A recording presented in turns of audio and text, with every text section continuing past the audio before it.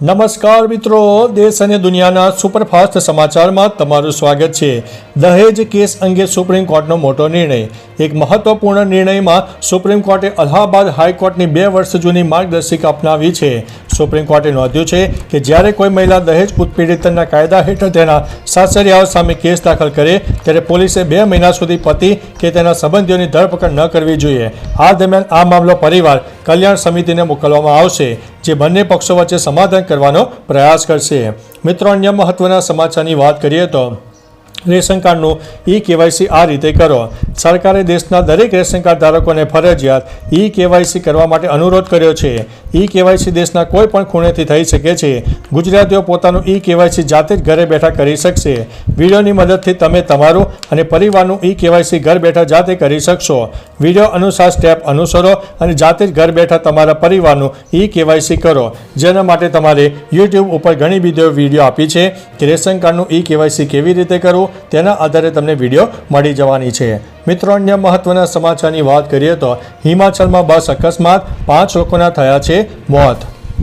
હિમાચલ પ્રદેશમાં મંડી જિલ્લામાં એક મોટો અકસ્માત સર્જાયો છે। સકારા ઘાટ તરંગાલા વિસ્તારમાં HRTCની બસ અનિયંત્રિત થઈને રસ્તા પરથી નીચે ખેતરોમાં ખાબકી। આ દુર્ઘટનામાં 5 લોકોના મોત થયા છે, જ્યારે 20થી વધુ લોકો ઈજાગ્રસ્ત થયા છે। રાહત અને બચાવ કામગીરી ચાલી રહી છે અને ઈજાગ્રસ્તોને સારવાર માટે હોસ્પિટલમાં ખસેડવામાં આવ્યા છે। બસમાં 20થી 25 લોકો સવાર હતા અને ઢાળવાળા રસ્તા ઉપર લપસી જવાને કારણે આ ઘટના બની છે।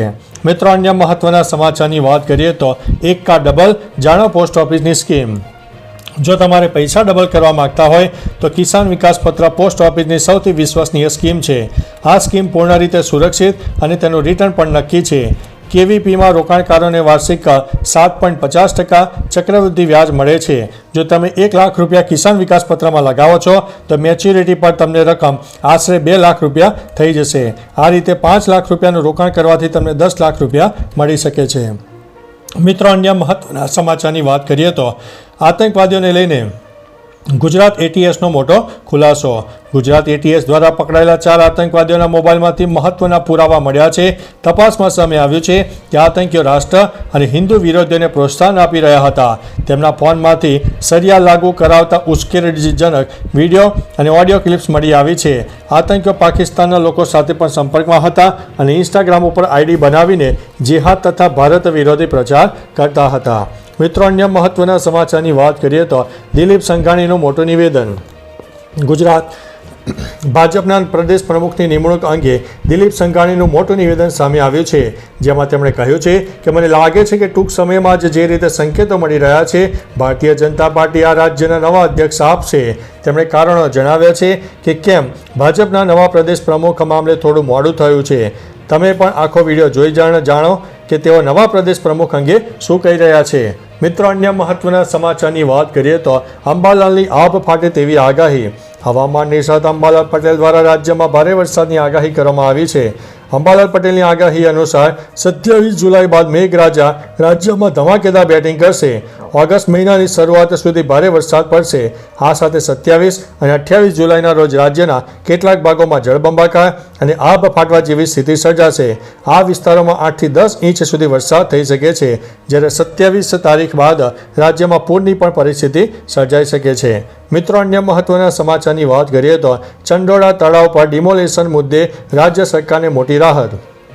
અમદાવાદના ચંડોળા તળાવ પર ડિમોલેશનને પડકારતી અરજી ગુજરાત હાઈકોર્ટે ફગાવી દીધી છે। હાઈકોર્ટે રાજ્ય સરકાર અને સ્થાનિક તંત્રની કામગીરીને યોગ્ય ગણાવી છે। અનેક સુનાવણી બાદ પણ અરજદારો યોગ્ય દસ્તાવેજો રજૂ ન કરી શક્યા હતા। નોંધનીય છે કે રાજ્ય સરકારે ચંડોળા ખાતે રાજ્યનું સૌથી મોટું ડિમોલેશન હાથ ધર્યું છે। અહીં ગેરકાયદેસર રહેતા લોકોએ હાઈકોર્ટમાં અરજી કરી હતી, તેથી હવે આ ચુકાદો આવ્યો છે। મિત્રો, અન્ય મહત્વના સમાચારની વાત કરીએ તો આ ટાપુઓ પર તમે નહીં જઈ શકો। ગીર સોમનાથ જિલ્લા વહીવટીતંત્રએ એક નિર્ણય લીધો છે। તે મુજબ જિલ્લાના 5 ટાપુઓ પ્રવાસીઓ અને અનઅધિકૃત વ્યક્તિઓના પ્રવેશ ઉપર પ્રતિબંધ છે। જિલ્લા અધિક કલેક્ટરે તેનું સત્તાવાર જાહેરનામું પણ બહાર પાડ્યું છે। સીમર ભેંસલા આઇલેન્ડ, સીમર ભેંસલા રોક, સરખડી વિસ્તાર રોક અને સૈયદ રાજપરા રોક અને માઢવડ ભેંસલા ટાપુઓ પર આવનારા 2 મહિના સુધી કોઈને એન્ટ્રી નહીં મળે। મિત્રો, અન્ય મહત્વના સમાચારની વાત કરીએ તો ખેડૂતોને મોટી રાહત, ચૂકવાઈ છે વીમાની રકમ। ભારે વરસાદને કારણે ખેડૂતોને મોટા પાયે નુકસાન થાય છે. આ વચ્ચે પોરબંદરના ખેડૂતોને ગુજરાત સરકાર દ્વારા મોટી રાહત આપવામાં આવી છે. પ્રધાનમંત્રી ફસલ વીમા યોજના અંતર્ગત પોરબંદરના ખેડૂતોને 9.30 કરોડ જેટલી વીમાની રકમ ચૂકવવામાં આવી છે. ટેકનિકલ ખામીઓને દૂર કરીને 9,783 ખેડૂતોના ખાતામાં વીમાની રકમ જમા કરાવવામાં આવી છે. મિત્રો, અન્ય મહત્વના સમાચારની વાત કરીએ તો ભયાનક વિમાન દુર્ઘટના, 50 લોકોના થયા છે મોત.